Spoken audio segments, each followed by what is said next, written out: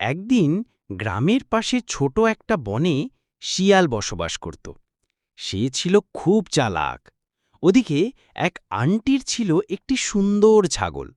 নাম ছিল টুনটুনি। ছাগলটা আন্টির খুব আদরের ছিল। প্রতিদিন বিকেলে আন্টি ছাগল নিয়ে মাঠে যেত ঘাস খাওয়াতে। একদিন শিয়ালের চোখ পড়ে ছাগলটার দিকে। সে ভাবে, ইস, যদি আমি এই ছাগলটা হাতাতে পারতাম। শিয়াল ছলচাতুরি করে ছাগলের সামনে গিয়ে বলল, টুনটুনি, তুমি কি জানো বনের ভিতরে এক দারুণ জায়গা আছে? ওখানে অনেক রসালো ঘাস। চলো, আমি তোমাকে দেখাই। ছাগল সহজ সরল ছিল। সে বিশ্বাস করে শিয়ালের কথা। আন্টি একটু দূরে ছিল, তাই খেয়াল করেনি।